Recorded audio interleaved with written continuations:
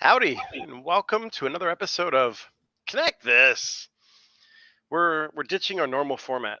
Felt like too many people were starting to appreciate the deep insights of Kim and Doug, so we've told them to take a hike. And Travis and I are going to be talking about mapping with two folks that have been following closely what's happening. I'm not in my usual digs. I moved camp today. I'm over at Travis's place actually, and it's pretty cool. And so we're doing a live show from Travis's place, and let me introduce the guests. We're going to be having two great guests, two people that have been in this business for a very long time. We've got Brian Mefford, who is the VETRO Fiber Vice President, VP of Broadband. Welcome to the show, Brian. Great to be with you. Thanks for the invitation, Chris. Well, thank you for coming on. Vetro's been a company I'm long supportive of. You got some really fun people. I assume you guys must have the best retreats and just team meetings. We have a good time. We've got a company that's full of folks that work hard and play hard and enjoy being out. We're based in Portland, Maine, as you know, and so I think that city just sort of has a culture that sort of breeds a culture. It breeds fun. So I'm glad to be based there. Excellent, absolutely. We also have a very side-lit Lori Adams, formerly Lori Sherwood Forest, uh, the senior director of broadband policy at Nokia. Welcome. Thanks, Chris. Thanks. And I can attest, having grown up in New Hampshire, that Portland is the party place. It's the place to be. So. Yes, and then Lori, you've been around the broadband space for a very long time. In fact, you already went through this with the BTOP program. You were deeply involved in what Maryland was doing, right? Yeah, I've co-directed the Maryland project, and I still have a PTSD from that. But yes, absolutely. It's funny. You start thinking about the second or the third decade being in this business, and you realize how old you really are. I still feel young enough not to like Rush, unlike my co-host Travis Carter. Thanks for hanging out, Chris. We're here enjoying one of the 4 nice days a year we get here in Minnesota, and it's a lovely day. Yeah. We had a lunch on a patio outside. Beautiful. This never happens, by the way. But no, thanks. It's a lot of fun. I'm interested. This is a topic I don't know a lot about, so I'm excited to hear what Lori and Brian have to say on the subject. Well, I'm never going to admit I don't know a lot about something, so I'll just pretend that I know a lot. And if I ask any wrong questions, it's totally for leading purposes. So we this show actually was conceived when Lori was talking with us about how many ISPs she felt were not ready for what's coming in terms of the mapping requirements, in terms of the repercussions if it's not done correctly, and being prepared for it. And I thought, you know what, this would be really great if we tapped into Travis's ability to ask the right questions about what ISPs need to know about this as someone who's about to go through it, or his team will. So we're going to go through basically what's going on this summer with mapping, and I think a lot more people have focused on the outcome, right? Which is at the end of the day, the end of the year, maybe the end of the decade, we're going to have maps that will be accurate with where broadband is. But we're going to talk today about the input process and how that's going to work. But before even all that starts, we have news that likely tomorrow, the NTIA will drop what's called the NOFO, which is the Notice of Funding Opportunity, which is going to be the expected rules and guidelines around the $42.5 billion BEAD program that we've been talking about. I am going to be at the Big Ten track tournament, and I'm looking forward to everyone else who's going to read that and take good notes on it and summarize it. So over the weekend I can catch up on that. But my life is track and field for the next 3 days after this, so I'm not prepared to think about it right now. But Brian is. We are. I am, and well, it's going to take days to sort of dig through what comes out. But it as you know, Christopher, it's been months in the making here, if not years. So lots of eagerness to get the guidance. And it really, I mean, though we're here to talk about, I think the FCC mapping and broadband data collection effort, with that NOFO imminent now coming tomorrow, we'd expect, as you said. We can imagine those two things are sort of going to be intricately interwoven. So, the requirements that the NTIA says, this is what we expect of states, this is what we expect of communities and internet service providers. It's all going to be conducive and helpful, we hope, for the data collection that's happening at the FCC. So while I certainly agree that we're going to talk about mostly the inputs today, at the same time we want to sort of begin with the end in mind as well. We'll get into more of this, but there will be new reporting requirements as an example of ISPs that go well beyond just the initial data submission. So a lot of folks are focused on how carriers, how ISPs will present their data about served and unserved areas or where they serve.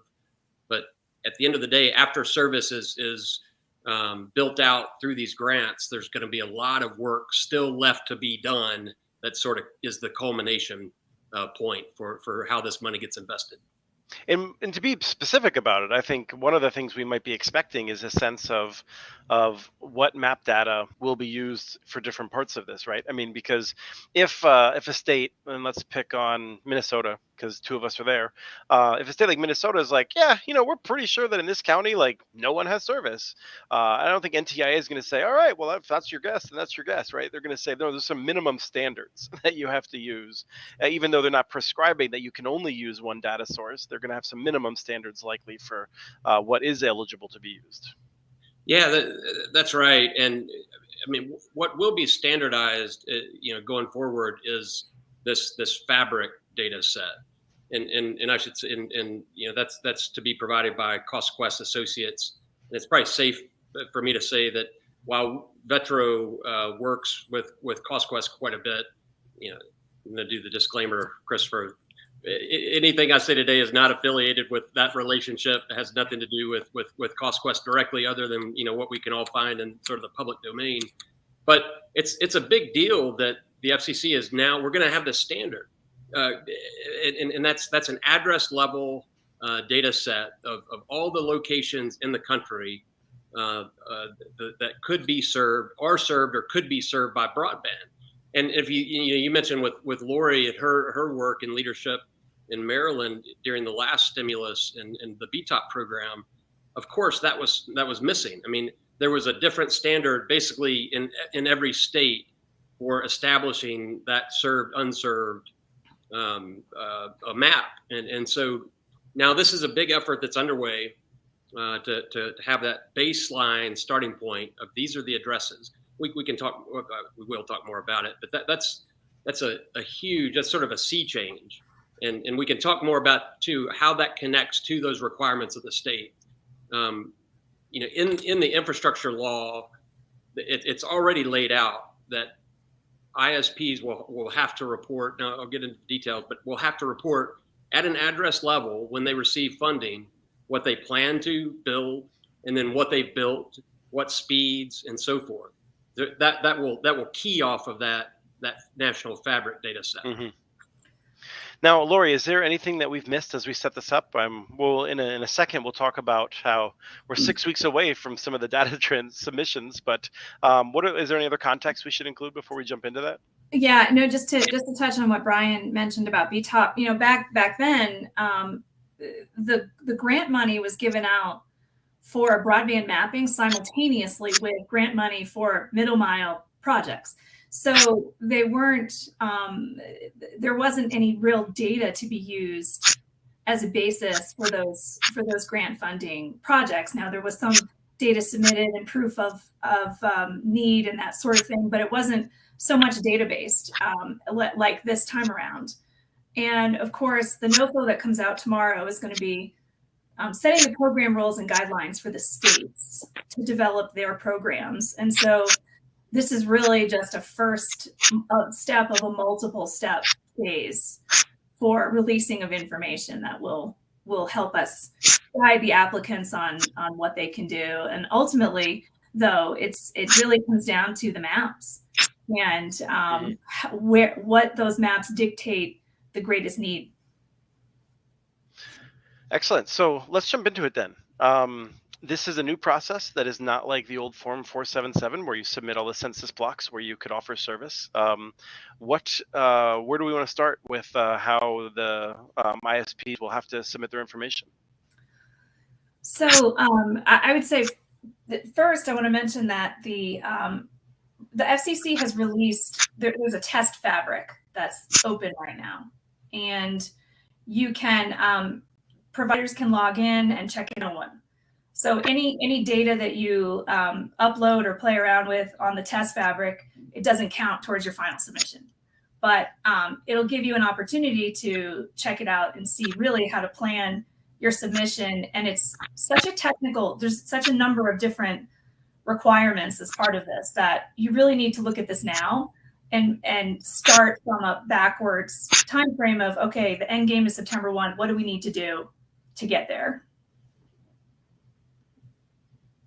Brian, do you want to jump in?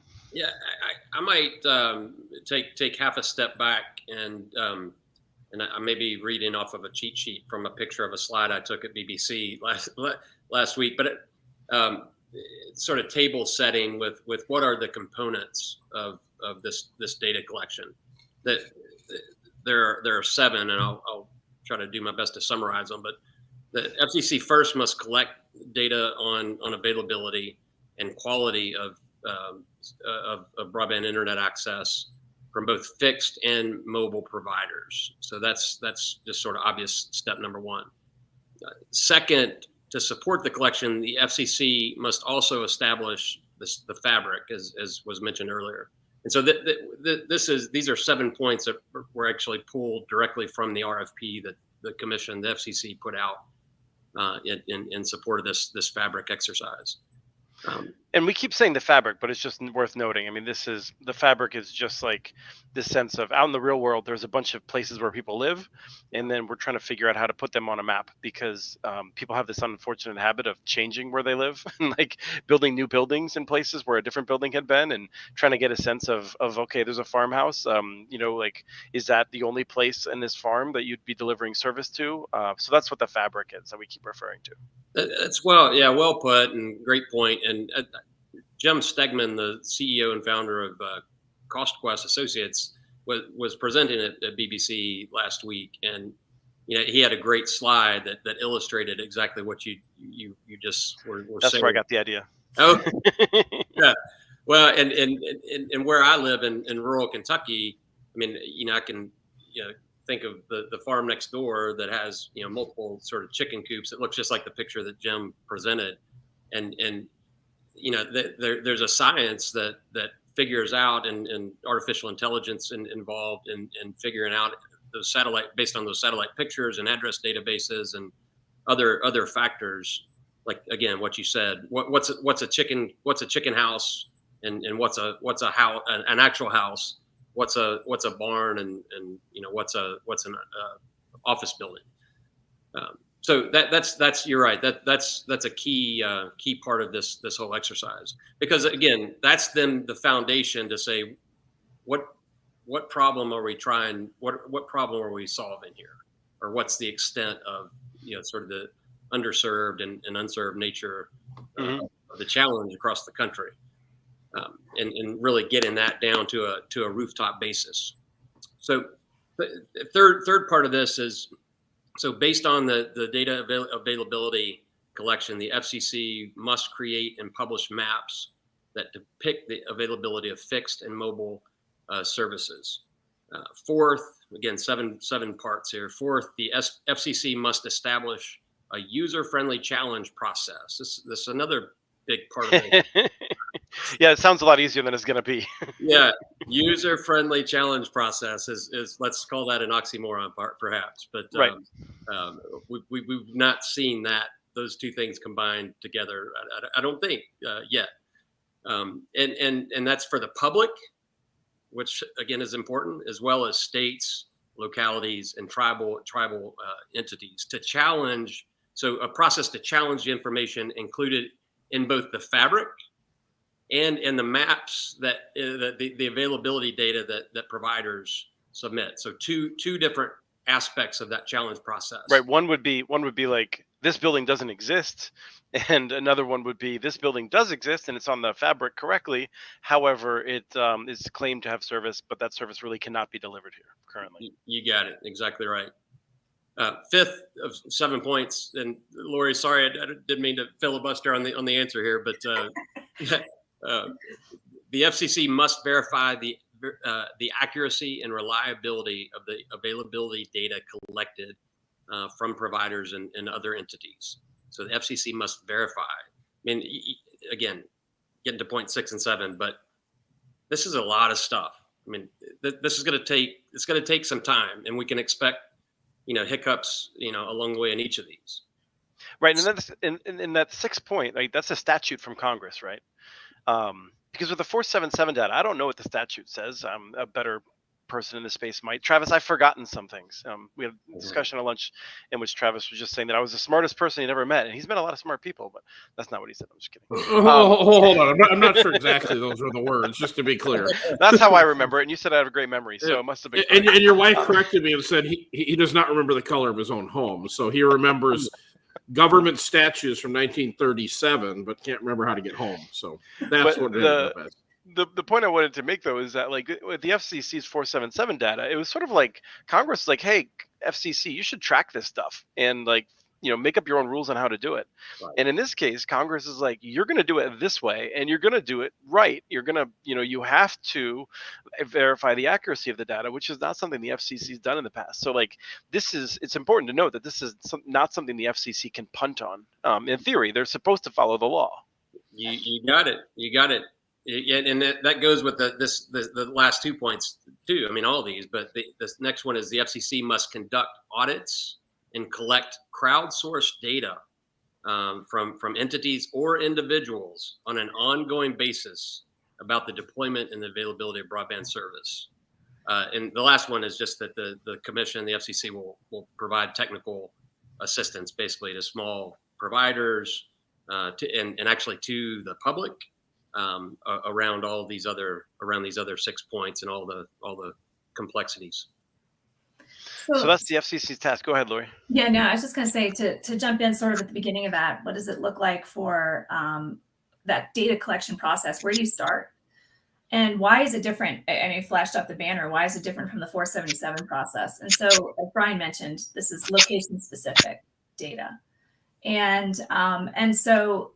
Instead of submitting broad coverage areas, you have to submit location specific that are matched to individual unique IDs. So every location in the fabric is going to have a unique ID, and any data that is submitted has to match up against that ID.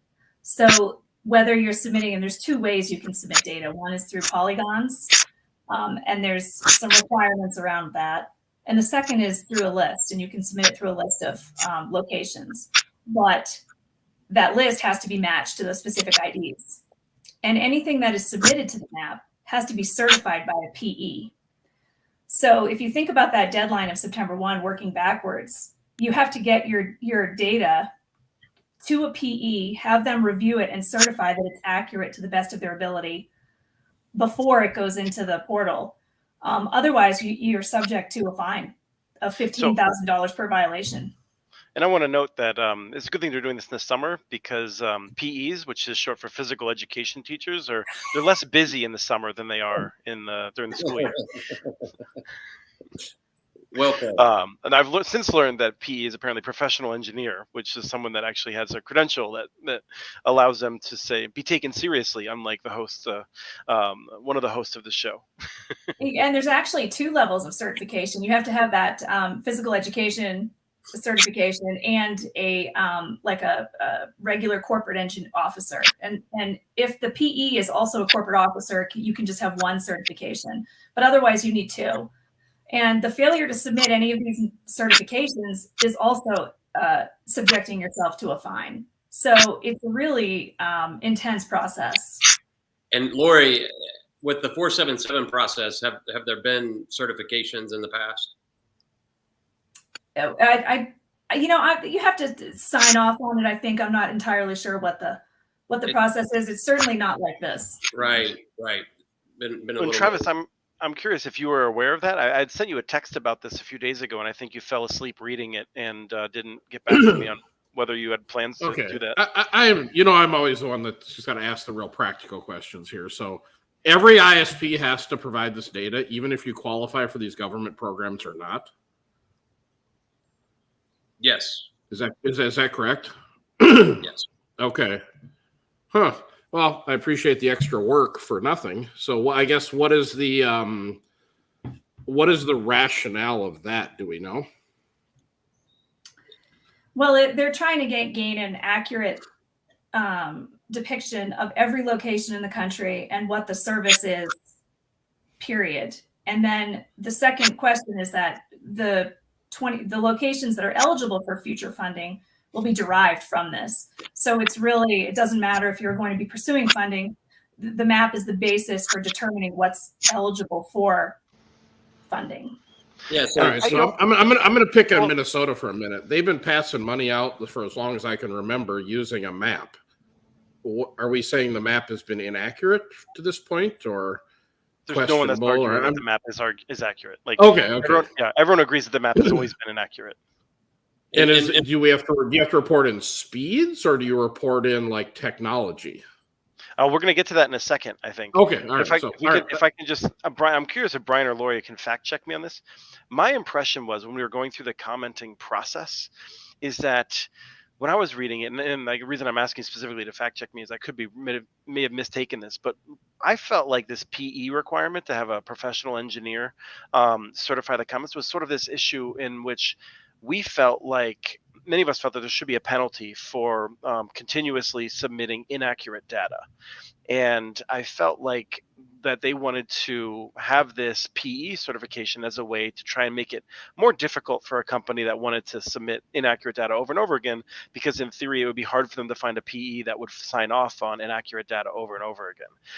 And so I felt like this was sort of an end run around our interest in having them penalize companies that lied time and time again about where they could offer service. And I don't know if those things are connected or not, but that's the way I took it. I think that's right, and I don't know if it's an end run totally, because I mean the idea then is that if there is discrepancy, then there are penalties. So to your point, you have to pay if you're caught lying about your coverage. Let's come back to the penalties issue, but that's sort of independent then of the PE. But did you have a sense that there's other reasons that would merit having a professional engineer have to intervene on this? Because it is a challenge for smaller ISPs, I'm sure. Yeah, and they contemplate that. That argument, of course, was provided as part of the comments for the rulemaking on this, and they rejected that it was an overly burdensome requirement for providers. But I think you're right, Chris. It goes entirely to that point of making sure that everybody's submitting data is as accurate as possible. And that penalty can be applied for inaccurate data, missing data, failure to submit a certification. So there's a number of different ways that could be applied as a hammer for compliance with these rules. And to Travis's earlier point, because you're spot on, Travis. I mean, it will be somewhat of an onerous requirement, especially the smaller you are and fewer people you have to do this kind of work. It's going to be, it may be difficult, but the sort of paradigm shift with all of this, how the money is being allocated. Instead of in the past, pretty much every federal program has been determined, the funding, a grant has been determined at the federal level, whether there's a project that's eligible or merits funding. Now that's shifting, where basically all the authority, all the decision making will happen at the state level, and so the states are going to be held to account to make sure they get it right. So Congress has set out some parameters of how this money can be spent.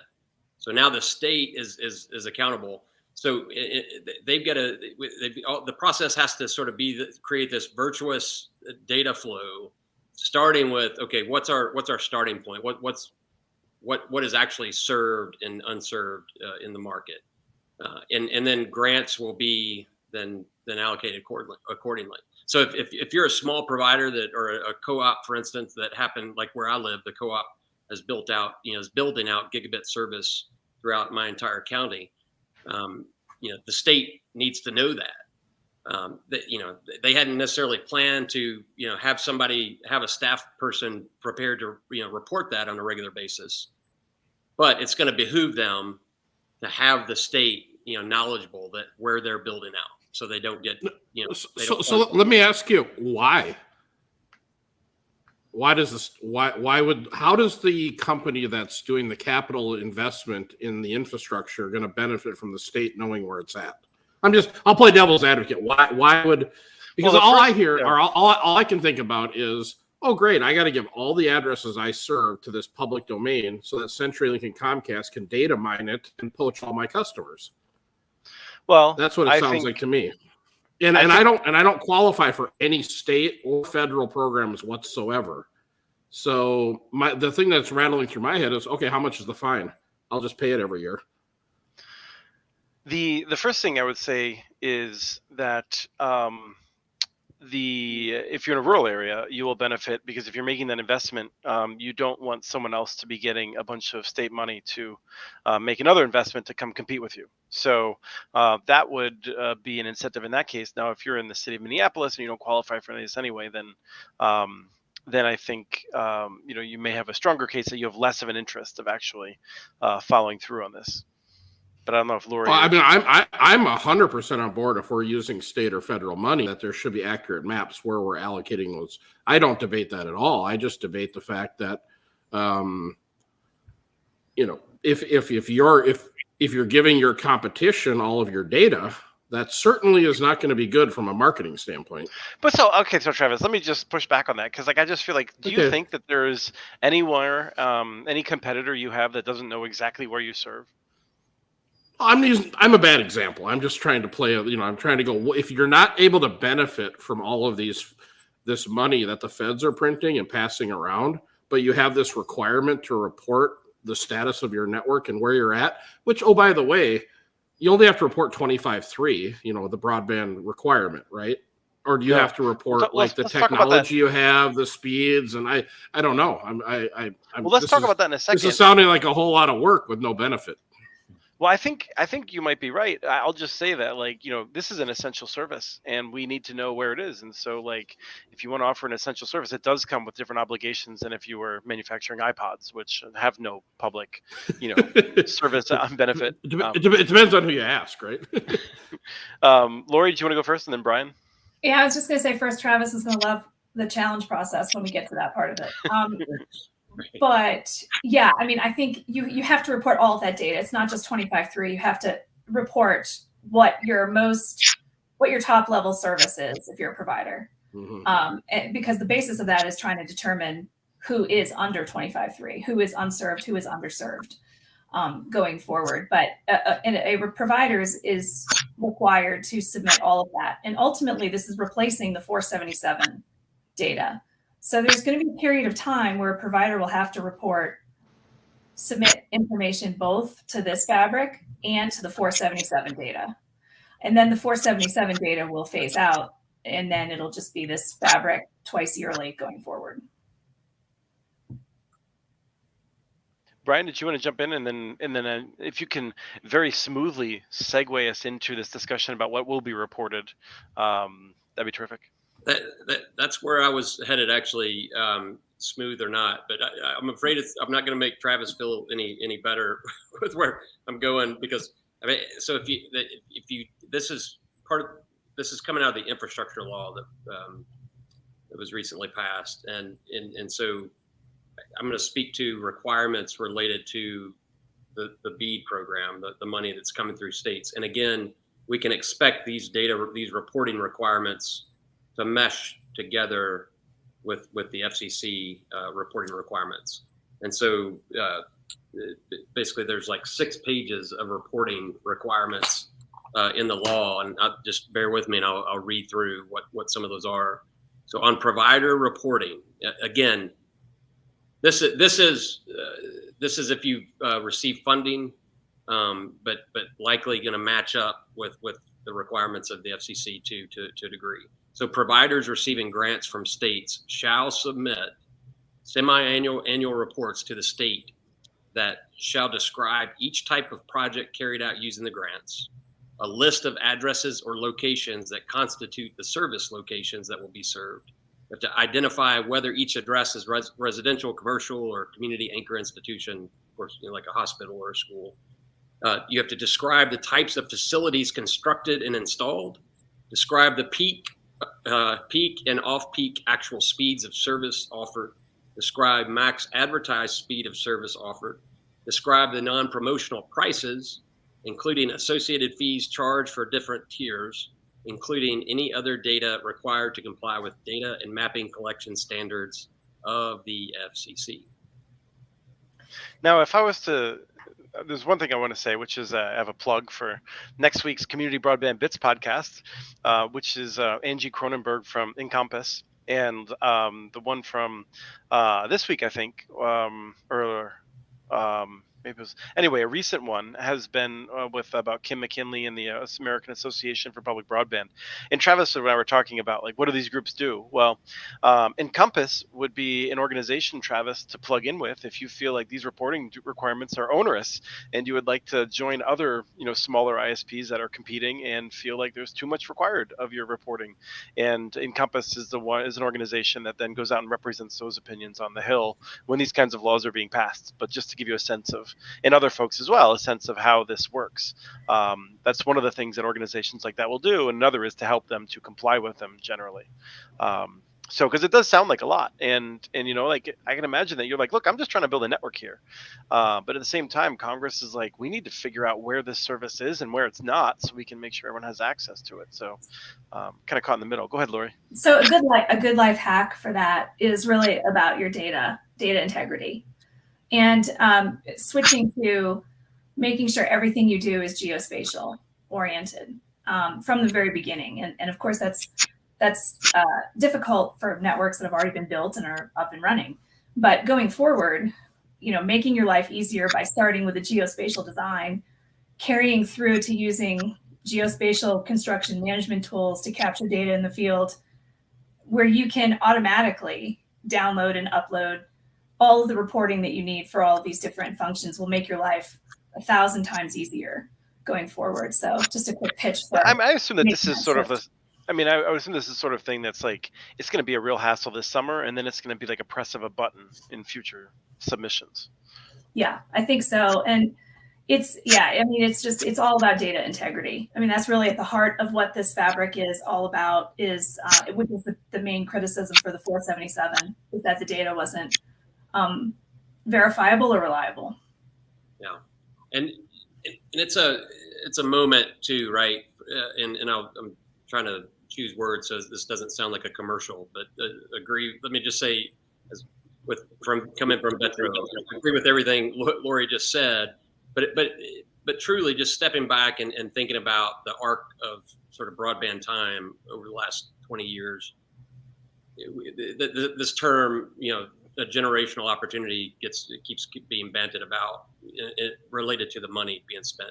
It's also a generational opportunity for us to basically, upgrade our systems for how we track broadband expenditures and how we plan broadband investments. Chris, you were making that point just a second ago, that there is technology that's available now. We provided it at VETRO, where it's not that expensive to bring in at the earliest stage of your network. It's not even that troublesome, difficult, even if you're a late stage, a tier 1 provider to bring in your network data, to then be able to do that, basically have an easy button that you can push and report out on these things.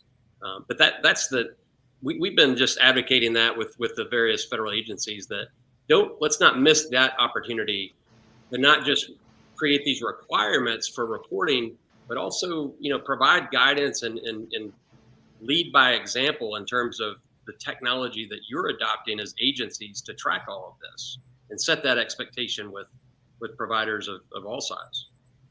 Now, Travis, I'm curious. You've voiced, I think, philosophical objections to why you should be, helping, why ISP should help their competitors to know where they're offering service. I'm sympathetic to that. I'm curious. So, if we just ignore that for a second, and do you have any more like practical, where you're just sort of like, oh, this is going to be so hard for us, or are you looking at this and saying, yeah, we've been all GIS for 5 years, we're pretty good on that? Oh, no. I mean, this is a trivial exercise for us. And I think people that are running, to Brian's point, proper tools, it's really not that big a deal. I'm just more worried about, honestly, I'm more worried about the big guys reporting correctly and not making up a bunch of, because I'm assuming this will tie into all the Find My Broadband, websites out there and whatnot. And are they really going to be accurate? Or are they going to say, the same old, I can do 500 megabit through my cable provider. Yeah, that's on a Sunday night at 4 a.m. when everyone's asleep kind of thing. But that's what they'll report. And it's really not accurate. So I get it for like rural and other areas where they're trying to spend money. But for the 85% of America that live in major metropolitan areas that have cable plants, they all meet the 25.3. So I'm really not sure, what the point of it is, quite frankly. Unless they change the 25.3 to gigabit symmetrical, then it becomes a real issue. Yeah, Travis, to your point on the making sure that what the carriers submit is accurate, there's a verification process that's going to happen initially. So once the data is submitted, the FCC is going to verify that data through a series of options, including auditing. They could require a carrier to, I have some of the things over here, for example, if it's a mobile provider submitting data, they could be then, as part of the verification process, to submit the lat long of cell sites, the site ID for the cell site, the ground elevation, the frequency band and channel bandwidth, radio technologies, the capacity, number of sectors. So there's a whole long list of things that could be required of the provider through this verification process in order for the FCC to verify what's been submitted. And that's before you even start the challenge process, which is open to everybody, state, local governments who have been mapping data, and then customers. Competing ISPs, customers, kind of a free-for-all of some sort of. Well, that'll be a joy. Who's going to sort all that out? Right. But, I mean, that verification, so you've got multiple stages or phases of levels of audit and verification. So the FCC is expected, required to audit and verify the data. And as Chris was saying, that there hasn't been a lot of teeth in that requirement of them in the past. But then this idea that states will have funding to create sort of crowdsourcing type verifications, that they'll have funding to do their own fund their own boots on the street in validation. In Maine, for instance, they've been able to, they have providers submitted data that they've had for a handful of years, but then in the last 12 to 18 months with work that we're doing there, we're able to pull in all the community generated sort of feasibility studies and market analysis type reports, and that provides a second check on that provider submitted data. So now each state is going to have sort of the means to go out and do that kind of analysis. Let me real quick too come back to a point you made, Travis, that it's important. I think we clarify this, that there is a change in the old 25.3 requirements that matters, and so the funding is preferential for those areas that are considered unserved, but which by definition are those areas that only have up to 25.3 service. But then there's clear preference that then the money be invested in what's underserved areas, which are defined, as I understand it, at the 100 by 20 threshold. And that's with the BEAD money that's still yet to come. If you go back and look at the $10 billion that hasn't been spent yet, I don't know that any of it's been actually spent. That was part of the ARPA funding that was allocated to the capital fund program. Capital Projects Fund. Yeah. The projects fund. That's wide open, and that states a clear preference for fiber build out. So again, all sort of new incentives to have a better handle, an accurate handle on where we're starting from, so we can get fiber basically built out everywhere. Yeah, so basically people or ISPs will have to report their speeds and their technologies in all manner of different places. And as Lori had said, you could do a polygon, which is just like if you have like a big map, like a Google Maps, and you just draw like a shape on it. For instance, I would recommend not just drawing a shape if you want to pee, not to laugh at you, but that's generally the sense of it. Or all these places will have IDs, not down to the actual chicken. I wonder if we did have like addressing on a chicken basis, we'd have if IPv6. I'm sure that could handle it, but the FCC might reject that because they're only interested in homes and residences, and right. They're very specific. If you over share information, that could be rejected as well. So it's good to know. So do we really think, Chris, that the state of Minnesota is going to police what ISPs report? I think what's going to happen is a lot of ISPs are going to report this information. And then, in some places, no one's going to check. But in other places, you may have a county where they're really frustrated with their speeds, and they're going to go through and they're going to say, no, these areas are not considered eligible because this ISP claims to serve it. But we have a lot of evidence that ISP does not serve it at this level. Or, I don't know exactly what the rules are around reliability, but to say, yeah, they like some days they deliver that speed, but most of the time they don't. And they're having all these problems. And so they could have done this. They could have done this for the last 10 years. Is there anybody in the country that's kind of doing it? That's getting data? So this is why now, as we see state programs developing, for the past 4 years, I want to say, I think New Hampshire was one of the first, and maybe it's just 3 years. They've been creating grant programs where they allow local governments to produce their own data, or anyone that's submitting for an application, that they can share data that they've developed, which may contradict the federal maps or the state maps. And I would expect that this is going to provide more evidence and make it easier in some ways. But I think we still have a bit to cover here because like I think Lori or Brian was saying, but I think we all realize is that this challenge process could be an even bigger headache for ISPs to navigate under some circumstances. Yeah, just to start that. So for the timeline for the challenge process, what the FCC is envisioning is that the moment the maps are public and the challenge process starts, a provider will be automatically notified that someone has challenged a location. So if you think about that, think about how many potential hundreds and thousands of notifications a provider could get. If it's the basis of a single location. Then the provider has 60 days to reply. And if they accept the challenge, then they have 30 days to fix it in the fabric. If they reject the challenge, then they have 60 days to resolve it with the challenger. So I don't know what that looks like. I mean, that's weird, right? I mean, you're engaging with an individual resident or customer or someone else who's challenging a location to resolve it. And then you have to provide that resolution to the FCC. So it's just a strange process.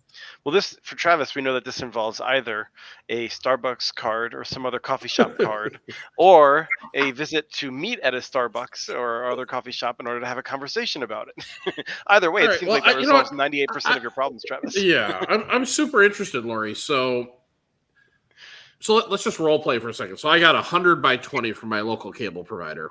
Right. And I run a speed test and I get, I don't know, less than that. So I go on the FCC website and I hit challenge. And then the provider comes back and says, nope, you have the 100 by 20. So I hit challenge again. And then I'm not really sure what happens, because I can just imagine now I've got to hire 2 or 3 people to deal with challenges because we're going to say gigabit symmetrical. But their router is so old that it only does like 450 megabit symmetrical. So there's gigabit coming into the house, but their network doesn't support it. So now I'm guilty till proven innocent. and now I got the feds involved in this never-ending circle going on. The customer won't believe me.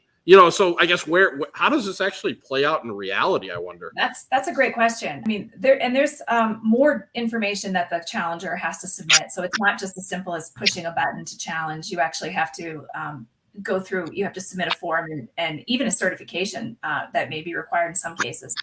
But for the speed test data, as you pointed out, right, there's a difference between what a customer is potentially accessing at their home versus the maximum speeds they're purchasing in their package versus what is capable on the network. And so I have no idea how this is going to play out in real time. I'd love to hear from Brian what he thinks is going to happen here. Yeah, and well, backing up to Travis's previous point, like why has Minnesota not done this, or any state? Pick your favorite state. There really hasn't been a viable reason for them to do it. There's no sort of repercussion at the end of the path. So now with that challenge process, it does have to resolve, because that data will contribute to intelligence that informs where grants are made. And so there's the potential, if data are wrong or overstated, that money could be pulled back from a provider that was granted money to build out. In terms of what this looks like, I don't know, Chris, we haven't practiced this, or can I share a screen and show you what it looks like? I believe so. Yeah, you can certainly give it a shot, and we'll make fun of you if it doesn't work. That would be fantastic. While you're digging out that screen, and if Henry can pop on, if we need any help, I'm sure he'll be able to do that. Henry's running this behind the scenes.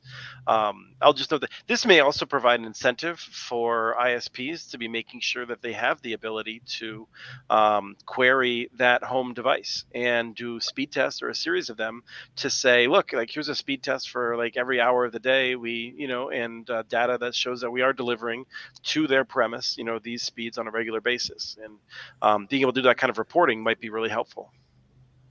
Yeah, so I'm super fascinated the cable networks didn't lobby against this, because they're the ones at biggest risk here. I mean, for me, quite frankly, I can report in all the addresses. It's all gigabit symmetrical. It's kind of done, right? But if you're a large DOCSIS network in a major metropolitan area, man, you're going to be fighting these issues all day, every day. Well, I think the bigger problem is I think that's a small headache. I think the biggest headache is the DSL in the rural areas. Oh yeah, I think, yeah. and then the wireless propagation. Like, I wish there was an easy way to just sort of wave our hands and say, oh, it'd be really easy to do it this way, and I don't know that there is. Well, and if the fine's like $15,000, then and you're not eligible for any public money anyways, just pay the fine and move on with life. The fine is per violation, so it may be more than $15,000, depending on. But what would a violation be? I wonder. Just lack of reporting, for every location in which you misidentify potentially. But I mean, we made a case that the FCC should have like a generous period in which it's basically a safe harbor for people who are figuring this out. But if someone makes the same errors over and over and over again, there should be escalating penalties, because I don't think, I don't think Comcast should be able to just be like, well, cost of doing business. Brian, is the sharing not working? It is not, but I can talk you through just an example. Like we've rolled out something that can facilitate a challenge process in a couple different ways, and we did that in my home county of Warren County, Kentucky, and so you got sort of that dual challenge opportunity. The public facing and sort of crowdsourcing opportunity in Warren County looks like a county level map, and it shows different footprints of the different providers. There 5 different providers that cover partial parts of the county. And then on so you see the map, you can plug in your address, it drops a pin on the map. It tells you who provides what service at what speed and what cost at that address. And then in a left-handed window, there's basically a survey form that in effect says, is this accurate? Are you having a different experience? And then also, it's from a marketing standpoint, upside for providers. Would you like a different, are you looking for a higher level, better quality of service? That then that information is gathered and dropped back into the county's sort of platform of record, and it drops in as a point on the map, and then can be downloaded as spreadsheets, etc. So that's sort of the service level challenge kind of process, and you can imagine that at a state level, regional level, whatever. And then so the other thing, the address level check or challenge process, we showed Warren County what the current FCC map looks like by just saying, okay, here's what 25.3 is reported through 477, and those are the eligible areas, quote unquote, as unserved, and it's the fringe, it's some of the blocks on the fringe of the county, and of course the first thing people say is, well, that's wildly inaccurate. Well, of course, we know, but then we drop in the CostQuest data, the fabric data, and the map just blows up, it lights up with underserved and unserved households based on the new definitions and the rooftop locations. And then the lights, just light switch just comes on, and everybody says, we've been trying to tell that story for a decade, and we've been trying to get federal funding, but we can only go apply for these pockets that don't make any business sense whatsoever. And so but then that can be challenged. That rooftop data can then be challenged. It's all visual for anybody to look at and have an opinion on. And that's why it's going to take a long time to work this out. Yeah, and it's a great point too, because people ask me, well, where is the money most likely going to go for BEAD? The bulk of it. I said that the map is going to be a game changer, because it's going to really challenge what you've thought of as where the needs are. It's going to show all kinds of suburban and even urban areas that are under 25.3. It's going to be very different than what you're expecting on what Brian was just talking about with the areas on the fringe. I mean, that's sort of what everyone's thinking, but the map, this map is going to show very different things. But I think a key thing to keep in mind is that it will still not have reliability or pricing data, which would also be important factors to be considered. And I don't know, Brian, if you have any thoughts on how reliability may play into this regarding a challenge process. I'm like everybody, eagerly waiting out to see how that's going to be constructed. But then again, imagining that this is all going to attach back or mesh with the requirements coming out in the NTIA NOFO, there are speed requirements, speed reporting requirements, and there's even pricing and sort of promotional pricing reporting requirements. So we'll see how that impacts what's coming into the FCC as well. Travis, any additional questions? No, I've got thousands, but I'll ask you offline, because thing that. So let's just take your local cable company. They can support gigabit fiber throughout their whole footprint. But let's say it costs. No, fiber. So let's just say that for Lori to hook up her house, it's $15,000 she would have to pay. They still have it in the area. She has just chosen not to do it because of the cost. Is that not? So in order to submit an area as being served, you have to hit a specific threshold that either Lori or Brian will describe. Okay. I'm looking at Lori. Go ahead. I was going to say, so latency is a factor that you have to submit information on, Chris, so to get to that reliability issue. But on service, so you say, so for our latency is it's in the 30s, 3 days a week, but for 4 days a week it doesn't work, so it's infinity. Sorry, go ahead. No, I was going to say that question about the serviceable location. So that would be a location that is not yet serviceable if it costs as a barrier to getting it connected. So that would be a factor that would be in consideration. I'm not entirely sure how it would play out, but I know that when you're submitting, there's something that has to do with whether a location is serviceable within 10 days, and then whether or not cost would be a barrier to hooking up that person. So Yeah, so I mean, like, what I think is intended in that language of the 10 days is basically that, like, if you have to throw a drop cable up and to get them on the network, then that is more or less reasonable. right. If you have to construct and do pole permitting on half a mile, that is not considered to be a serviceable location. That's not like reasonable. Okay, so it's a lot of it's time based, huh? Okay. Yeah, they use that sort of 10 Interesting. days as a threshold, which I actually think is kind of interesting. Like, I don't really know how that works, because even like municipal networks that are doing well, they might be a year in and they have a small staff and they have a waiting list and people have to wait 4 months to get hooked up. And so, like, that 4 months is really long. I'm thinking more like 4 weeks would be more reasonable, more common. And so, you sort of wonder if you want to be pedantic about it, are they not citywide, because like they have a waiting list of people as they're building out. Like, Well, I mean, like us, we've got currently 1,200 people waiting that will not be part of the 10 days. I'm one of Right, them, but it's because I keep delaying the inside wiring. But so the 10 days would be what, during the summer when you can do construction. I'm assuming that would be. Well, that's a good question. I mean, do you have a address. sense, lawyer Brian? Is that a reasonable interpretation? There's not a lot of context given around that 10-day requirement, so I think it's an interesting question.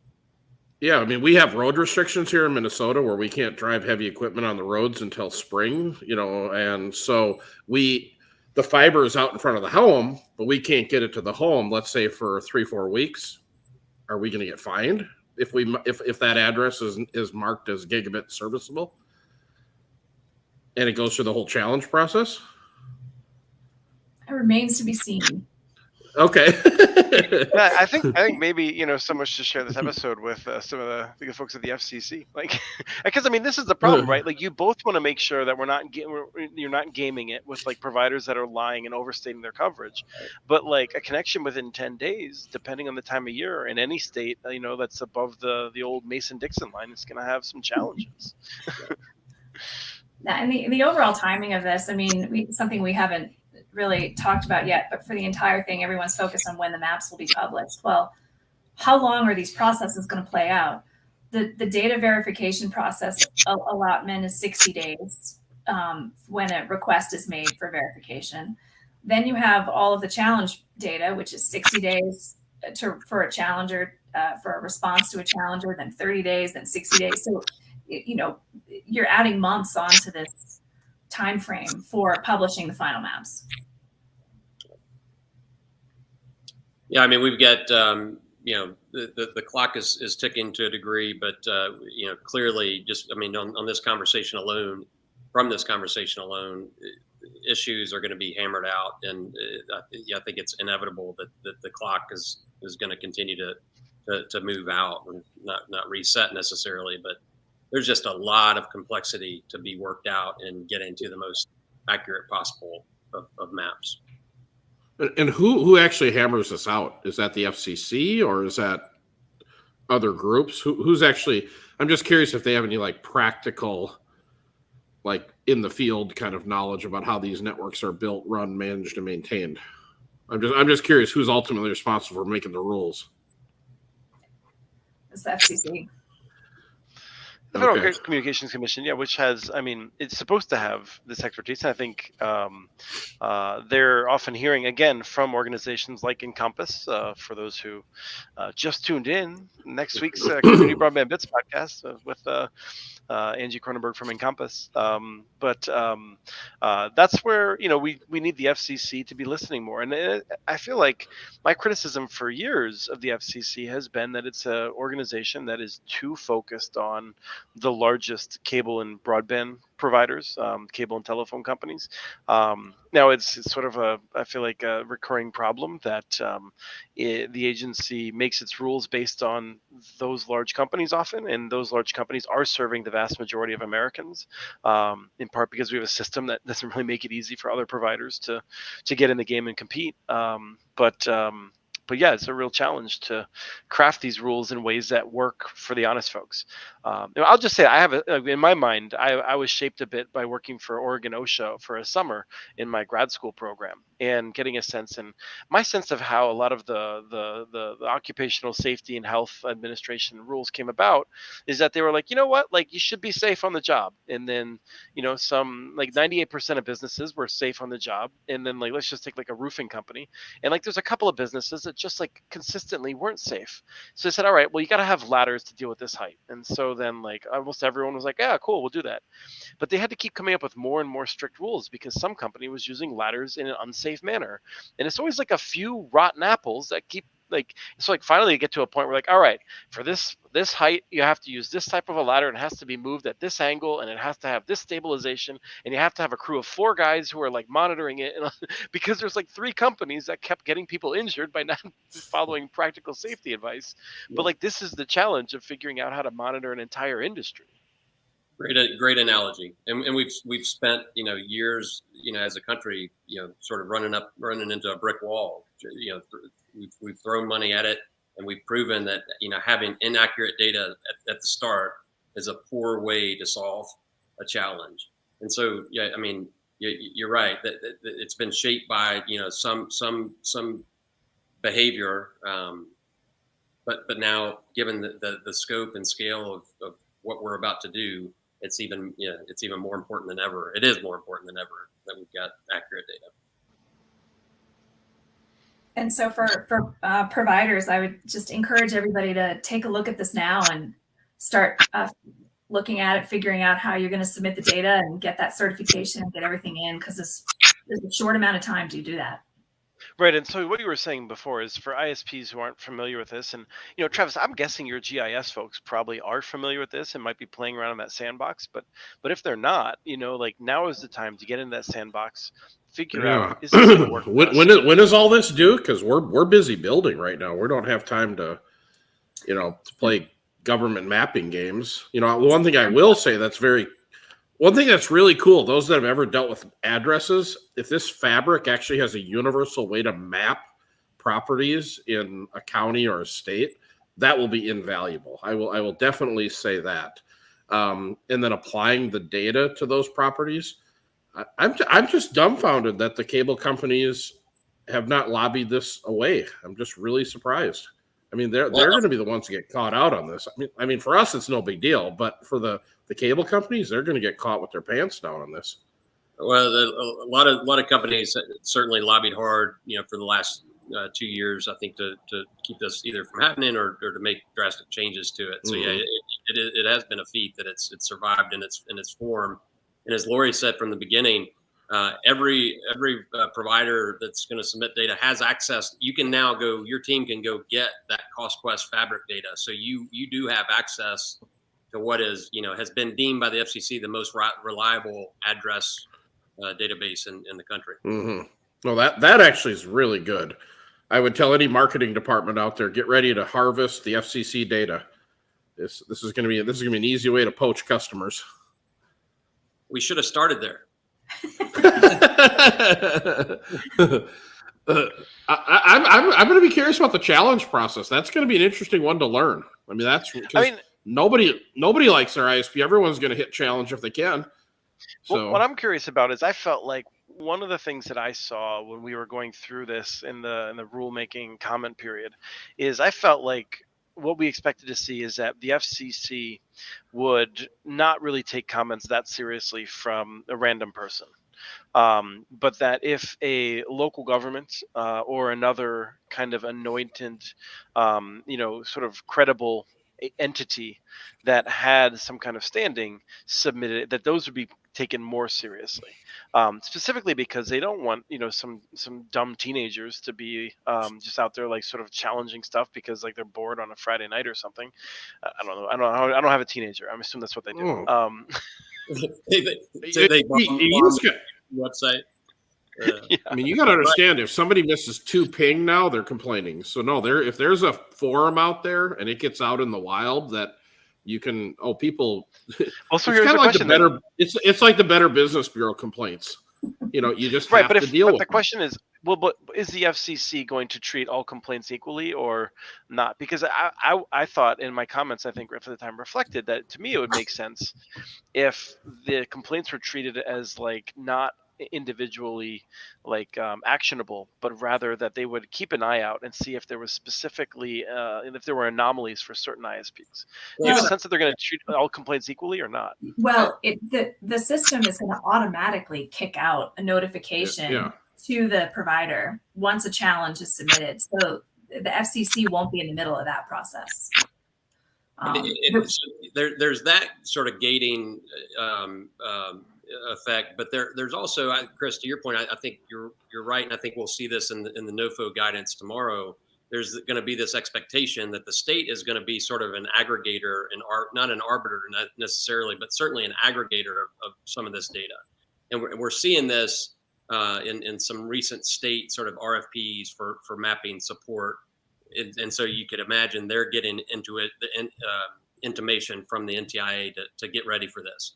And what I mean specifically is, they're building capacity for the challenge process. And I think we'll see that there's also going to be requirements or expectations that they're linked in very tightly with local governments. And so the local governments are going to be expected to sort of facilitate a challenge process.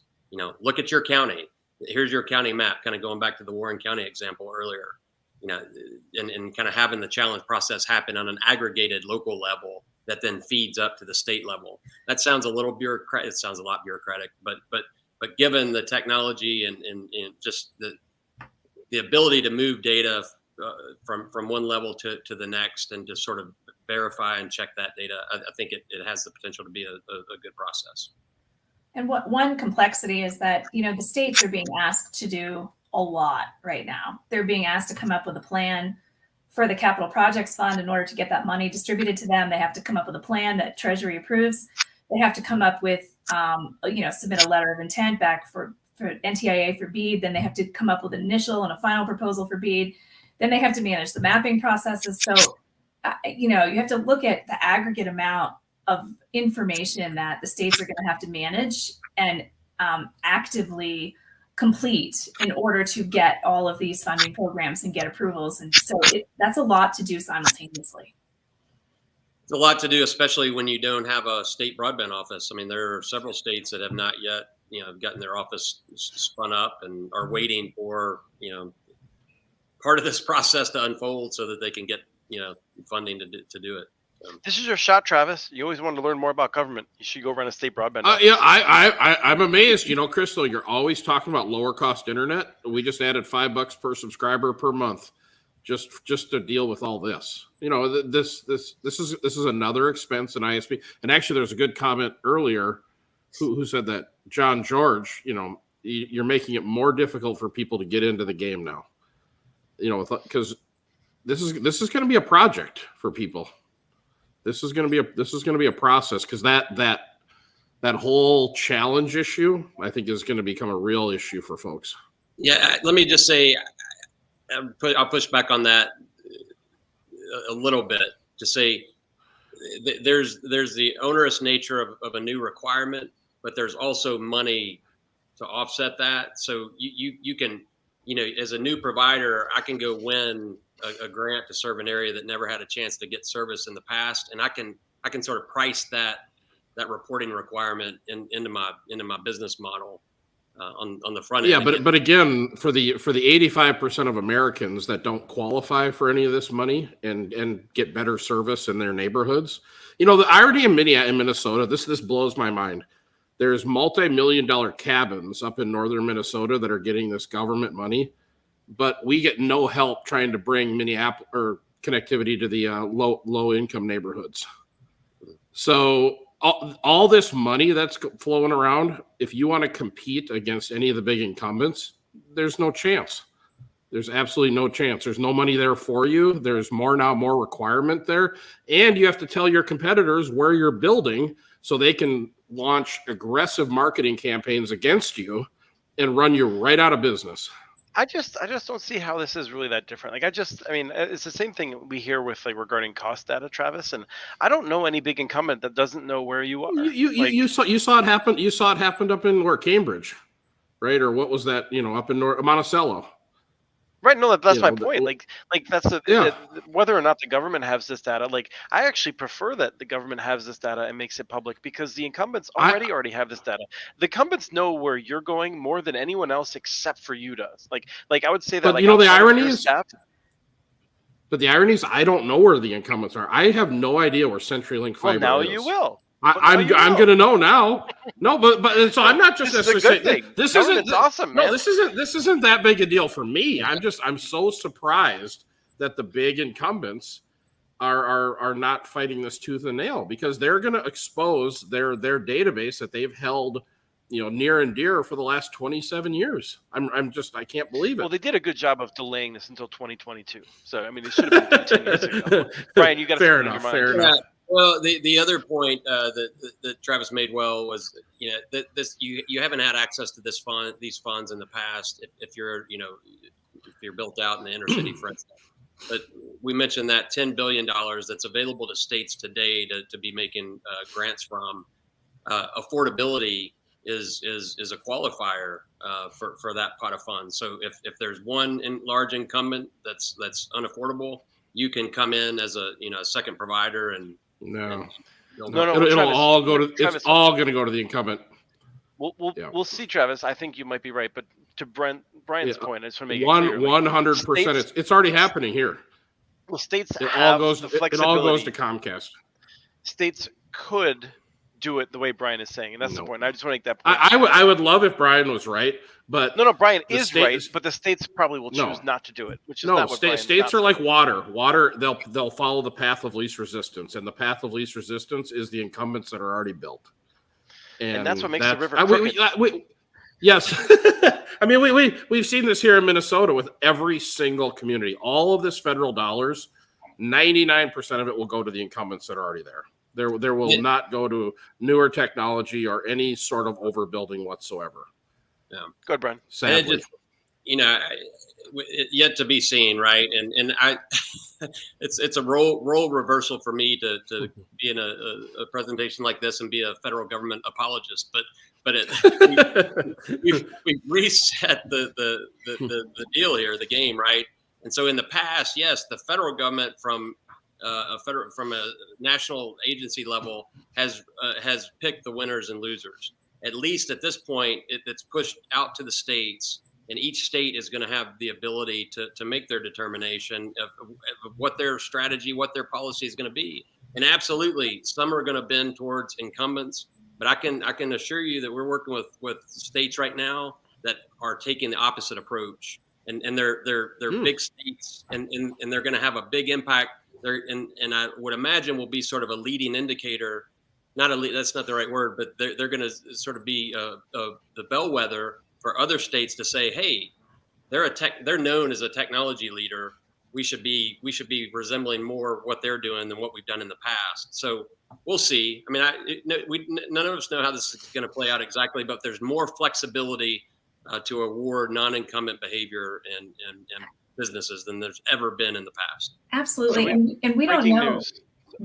Go ahead, Chris. Breaking news: the world's not ending. We got some good news on the way. So thanks, Brian, for that. Go ahead, Lori. No, I agree with Brian, and I think if you look at a lot of these state programs, grant programs over the last few years, and they've gone out to a variety of entities, and we'll know more in the NOFO tomorrow whether a partnership with a municipality is required, like what we saw with those broadband infrastructure grants from last summer, where they had covered partnerships, that was a requirement, or whether partnerships are just recommended, which would give a big play to municipalities to find an ISP to partner with. But I don't think it's a given that this is going to go to the big incumbents. I think it's going to be a broad variety of providers and partnership models. We know that several states have awarded the lion's share of the funding so far that's come out of ARPA, and this is it's billions of dollars at this point to their rural co-ops. So that's been a sea change. Right, but it kind of reinforces. I mean, it is right in the rural area, but Travis's point is that there's almost never money spent in the cities, and when it is, it almost always goes to the incumbents. But I'm not disagreeing with you in rural areas. I'm talking about where all the Americans live. You know, the vast majority of Americans are not going to benefit from any of this at all, and I think it's pretty sad. Well, I'll just say what I normally say, which is that when we make sure that everyone has high quality internet access, we all benefit. The economy will grow faster. We will see other benefits. But I also agree with you, Travis, that we sure could spend this money in ways that would create far more benefits. Oh, my buddy's $2 million cabin up north has the best internet you'll ever see, paid for by you and I as taxpayers. Yeah, but they probably has multiple neighbors who live there year round who are, very excited to have that kind of connection, and maybe their kids will be better at school now. But I can show you I can show you thousands of low income housing developments that would really like to have high quality internet too. Yeah, that down won't with you. Get it. Any? So I just want to check, Lori. Do you have any last thoughts? I would say as a practical matter, if you're a provider and you haven't gotten your email from Quest with an ID to access the fabric or the information, please reach out to them so that you can get started on it. They were supposed to push out notifications to the person who submitted the 477 data filing. But if you haven't gotten that notification, reach out and get that so you can get going. Quest. Yeah. Any last thoughts, Brian? I just thank you, everybody, for the conversation today and discussion. And I would just say, Travis, count me as hopeful. I've personally seen this work in the place where I'm sitting on my farm in rural Kentucky, where this money has gone to a co-op and not the incumbent. And no doubt you're correct in how this will play out in some places, but there is it's a new day to a large degree in terms of how policy is being made and who's being listened to. So I'm hopeful because the rest of us have a voice that we haven't had in the past. And so for providers out there, get engaged. If you're not engaged, stay engaged if you are. Excellent. Travis? Oh, sorry to be difficult today. I just I never like having more work to do, especially in the middle of construction season. So I've already sent a text off to say submit our data. And then I sent a text to the marketing department, harvest the data. Where we have an amazing opportunity coming down the road finally after all these years. So I just want to say sorry to CenturyLink for stealing all their customers next year. I'm sure there won't be that many to steal. I really appreciate Lori, you suggesting this show, Brian and Lori for coming on to share the information about what's going on and helping us decipher it. Travis, your practical insights as someone who's actually doing it are invaluable. It's been a good conversation, just like I hoped it would be.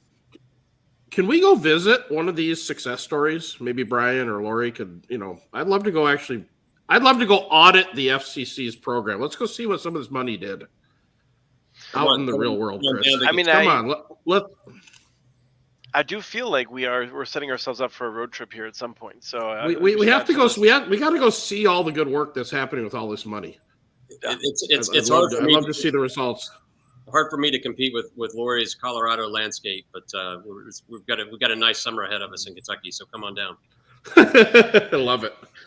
We in Kentucky, at least eastern Kentucky, where the Red River Gorge is, just beautiful. Oh, and I mean, very few bugs. You got all those caves and bats, I guess. I don't know exactly what caused it, but it's lovely. Colorado's awful. No one should go there, right, Lori? No, stay away. Stay away. Stay far away. Do not move there. I am going to have a complicated schedule for a little bit longer, and so we are not planning on doing another show in the next few weeks. We will be on social media with a list of when we will be back. It might be at a non-standard time to try and come back earlier than we could on a Thursday, but it's going to be a little bit complicated here as I continue to ignore my family and give Delta a lot of business. So, Travis, you got something to say? No. Okay. Thank you. Okay. It was fun. Very interesting. Very, very interesting. And the name of that, it was Crowds. What was the name of the organization that was spearheading? Is the company Cost that's Quest. doing the fabric. Cost Quest has done the fabric. Okay, perfect. All right. We're on it. And I'll report back how it goes. And then Brian's from VETRO, and VETRO has just been doing really great mapping, working with. They're not like one of these firms that only works with big ISPs and has ridiculous charges. They're really working with a lot of small ISPs, and they're great guys, great folks. But I will tell the small guys, don't make the mistake we made. Start mapping your networks from day one. Don't come back year 6 trying to figure out where everything's at. But I don't see this as terribly hard for us to deal with, and I'm super glad there's going to be a universal address standard. That's a big coup. If that's all we get out of this, that's a huge win. Good. Excellent. Well, thank you everyone for tuning in, and this has been another episode of Connect This.